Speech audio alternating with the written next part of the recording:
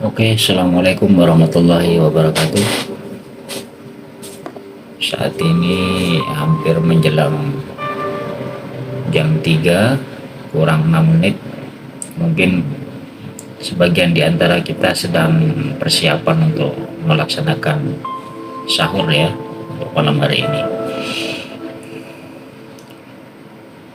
Saya terus terang belum istirahat, belum tidur. Sedang asyik untuk menyelesaikan buku manajemen keajaiban yang masih dalam tahap proses.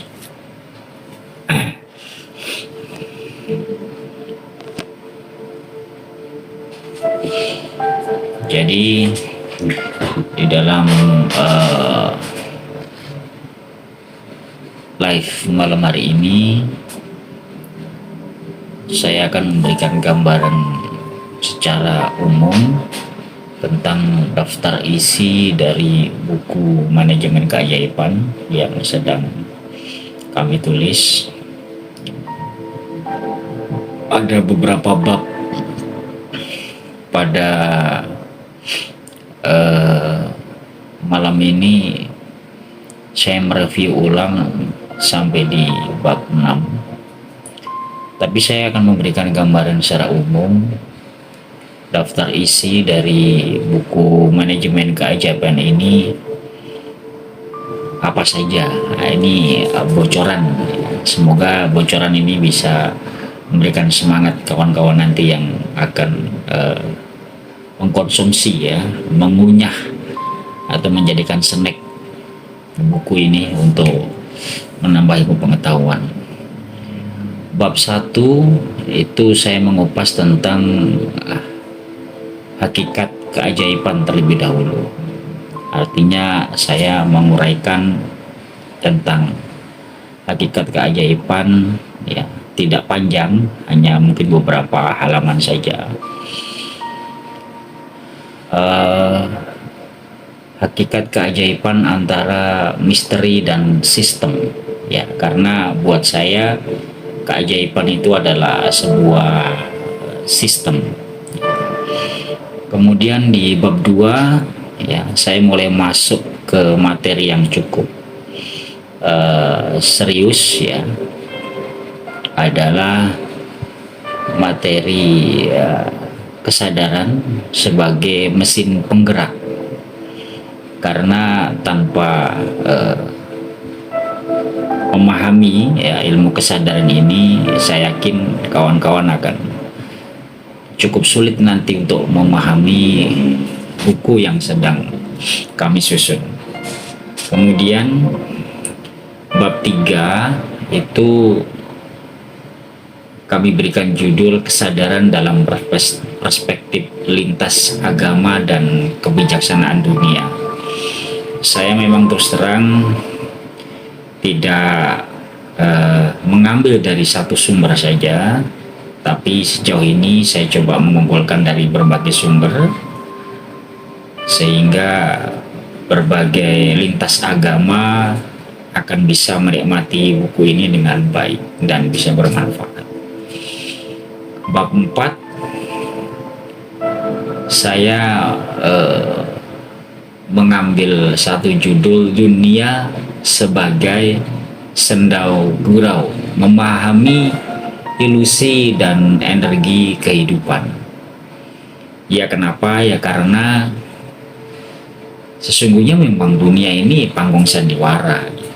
Siapa yang pandai untuk memainkannya, tahu aturan mainnya, maka akan sangat mudah sekali untuk memahaminya. Sayangnya beberapa peran yang diberikan atau saat ini peran kita ini menjadi sulit ya untuk diperankan dengan baik karena belum memahami bahwa hidup ini adalah sebuah permainan dan panggung sandiwara. Ada ilusi-ilusi yang coba saya kupas di sana, sehingga harapan saya di bab 4 ini nanti membuat bisa untuk memahami bahwa ada energi kehidupan. Nah, kurang lebihnya begitu. Kemudian di bab di bagian 2 saya juga menyitir tentang mengelola diri dan energi kehidupan. Kemudian bab 5 saya kupas tentang manajemen diri dan kesadaran spiritual.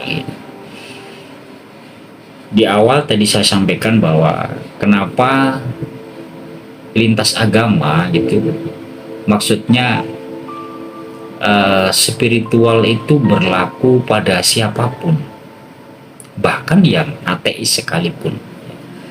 Oleh karena itu di bab 5 ini cukup lumayan dalam saya kupas tentang manajemen diri kita sendiri, ya, berhubungan dengan kesadaran spiritual. Kemudian di bab 6 saya membahas tentang keajaiban dalam kepemimpinan dan bisnis. Sebenarnya di bab 6 ini banyak yang pengen saya tulis, ya. Kenapa ya? Karena memang banyak hal yang bisa diuraikan. Pemimpin ada yang diciptakan dan ada yang dilahirkan. Itu satu takdir yang terkadang bahkan sang pelaku itu belum bisa memahaminya dengan baik. Nah, di bab 6 nanti, ya, keajaiban dalam kepemimpinan dan bisnis, di situ ya banyak yang saya singgung-singgung, ya, dari beberapa personal yang saat ini sedang mendapati sebuah tampuk kepemimpinan, baik kecil ataupun besar, ya, paling tidak untuk diri sendiri. Kenapa? Karena pada dasarnya kita ini akan dimintai pertanggungjawaban, ya, terhadap diri kita sendiri selama kita memimpin. Bab 7, ya, di bab 7 judulnya manajemen keajaiban dalam keseharian dan relasi manusia. Banyak sekali yang terlewatkan, ya, ketika tidak bisa atau belum sampai pada tahap melihat bahwa ada keajaiban-keajaiban yang manusia, keajaiban-keajaiban yang luar biasa, ya, pada konsep relasi. Beberapa jam yang lalu saya meeting di Bekasi, kemudian saya ketemu seorang bankir yang sudah 20 tahun ada di bidangnya, gitu. Kemudian kurang lebih begini, Pak, ajaklah kami, saya udah lama Pak saya pengen mengembangkan diri, saya pengen keluar dari perbankan dan bla bla bla bla. Saya bilang bahwa, Mas, boleh jadi rata-rata yang saya tahu, ya, bahwa perubahan hidupmu itu akan diwarnai oleh 5 orang yang ada di sekelilingmu. Aku bilang. Begitu Pak, ya? Ya, aku bilang. Coba perhatikan, sadar atau tidak, 5 orang yang ada dalam kehidupanmu itu akan mempengaruhi. Kalau relasi kedekatanmu dengan mereka yang memang tidak mempengaruhi apapun pada puncak karirmu atau kehidupanmu, ya, otomatis ya akan biasa saja, tidak menjadi siapa-siapa. Tapi ketika 5 orang ini ada di antaranya yang sedemikian kuat, mampu mempengaruhi konsep pola pikirmu, maka otomatis bab ke-7 ini tentang keseharian kita dan juga relasi manusia itu akan sangat mengena. Kemudian di bab 7 itu di bagian 3, ya, karena ada 7A dan 7B sebenarnya yang saya kupas. Keajaiban dalam kesadaran modern. Simpelnya gini, bahwa kalau dulu mungkin 10, 15, 20 tahun yang lalu menerangkan satu hal tentang keajaiban itu sulit sekali. Kenapa? Karena belum didukung oleh teknologi. Kalau saat ini, kalau teman-teman bisa merasakan nanti setelah mengetahui, maka di zaman modern sekarang, mengkoneksikan dan memahami tentang keajaiban itu sangat mudah untuk dimengerti. Bab 8 saya mengupas tentang manajemen keajaiban dalam tindakan atau dalam aksi. Simpelnya, mujizat yang diterima oleh para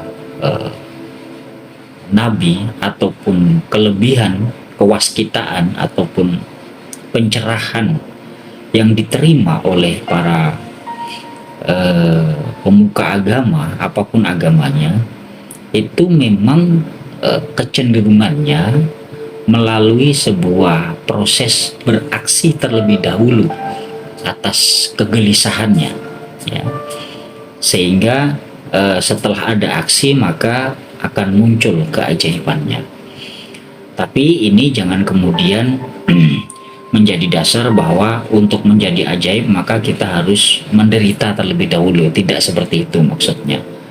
Untuk mendapatkan atau menggapai sebuah keajaiban, ya, maka perlu aksi yang nyata, sehingga keajaiban dalam hidup Anda itu bukan satu hal yang mustahil. Insya Allah semoga nanti selalu saya mendapatkan ilmu pengetahuan dari Sang Maha Cerdas dengan kecerdasan luar biasa tanpa batas.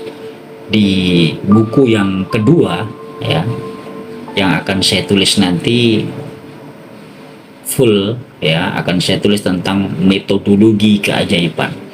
Di buku ini saya sudah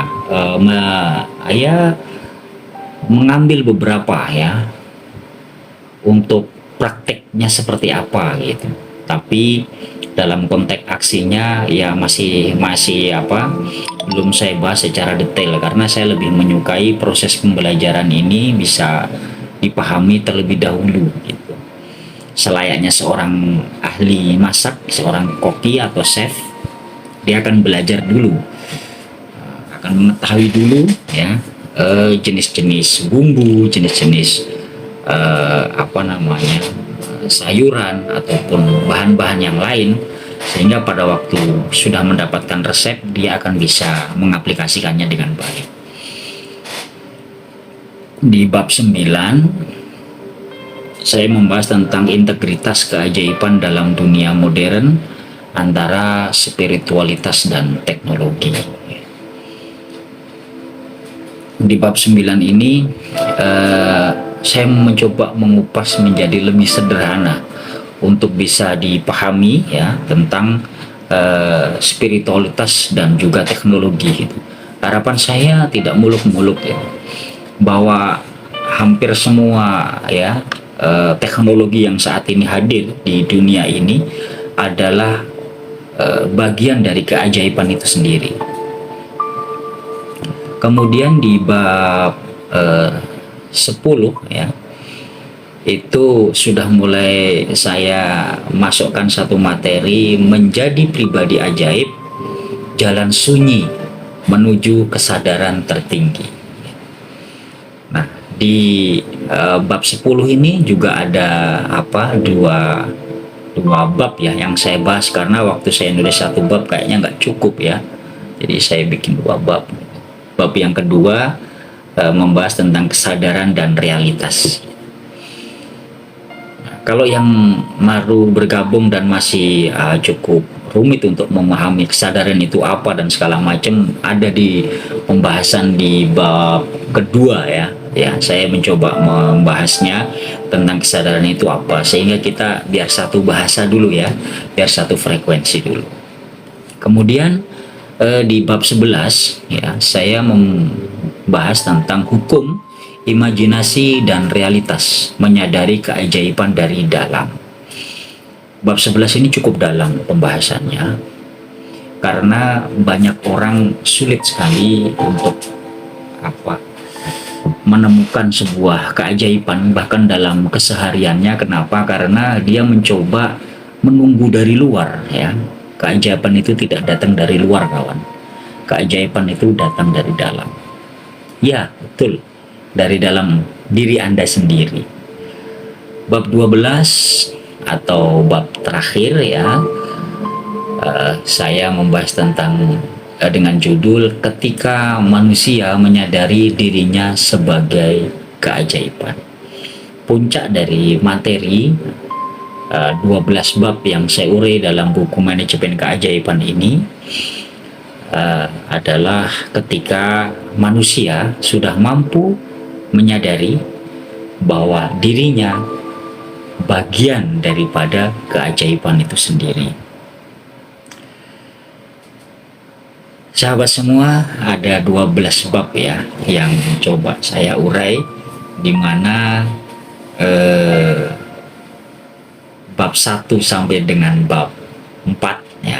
Bab 1 dengan bab itu sebenarnya lebih pada fondasi filosofi dan spiritual ya untuk bab 1 sampai dengan bab 4. Kemudian di bab 5, bab 7 itu manajemen diri dan juga kehidupan nyata.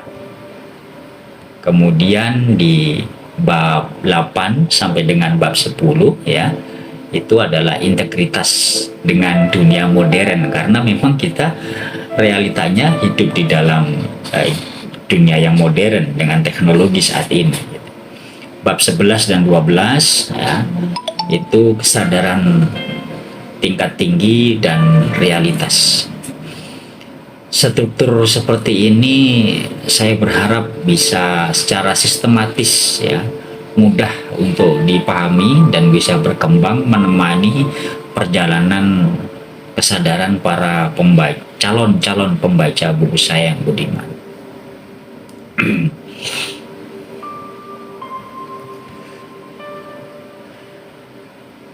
Itu tadi adalah daftar isi dari buku yang sedang kami tulis ya, yang masih dalam berproses. Sekali lagi saya mohon maaf yang sebesar-besarnya karena kurangnya pengetahuan saya, sehingga sampai harapannya di bulan Ramadan ini kami bisa launching, tapi ternyata tidak semudah itu. Memang saya membutuhkan, ya buat saya adalah energi tersendiri untuk menulis ini. Hampir dari awal Ramadan kali ya sampai dengan sekarang nih, hari ini itu jarang tidur lama selama malam-malam bulan Ramadan, kadang cuma 1 jam atau 2 jam. Tapi tidak apa-apa, semoga ini menjadi bagian dari kontribusi kehidupan diri saya sendiri kepada semesta ini. Oh iya, di buku itu saya juga membuat semacam menuliskan halaman pembuka ya. Halaman pembuka itu mungkin boleh saya bilang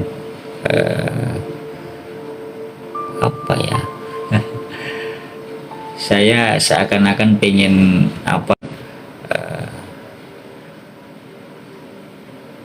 surat lah ya kepada para pembaca yang budiman sekalian, sehingga buku ini bisa nyaman ya, harapan saya gitu.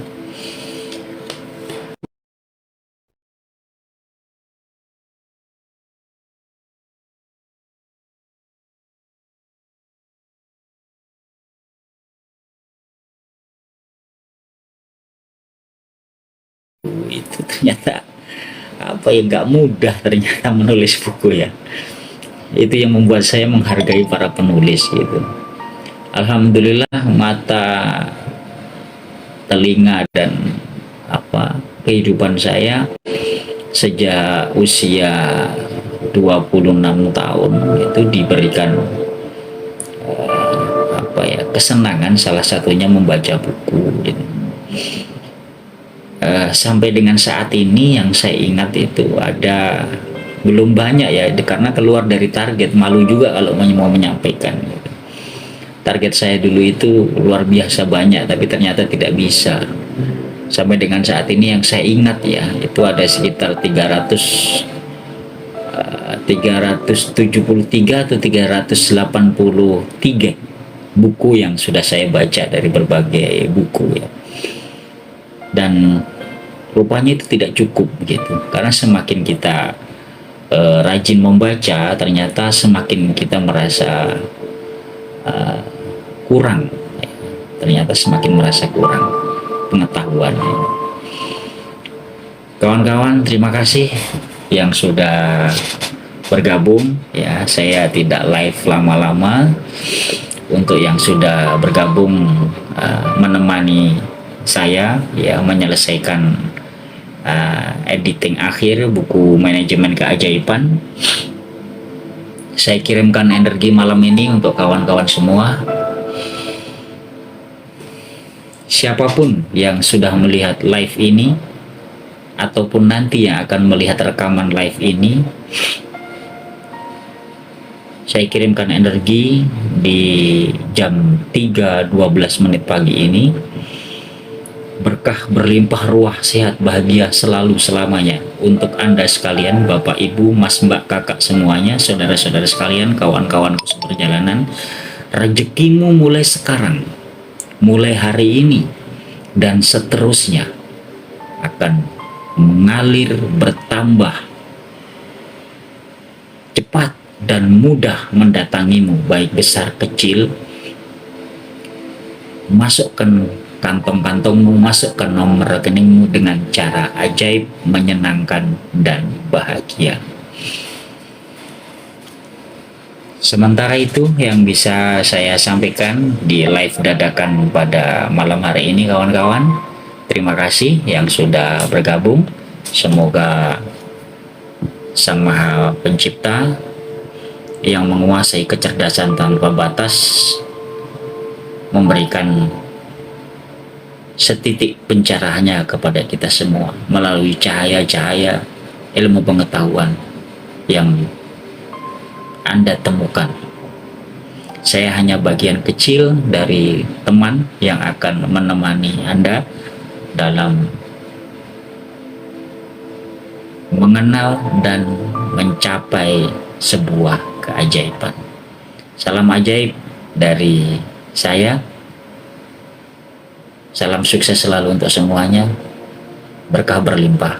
Assalamualaikum warahmatullahi wabarakatuh.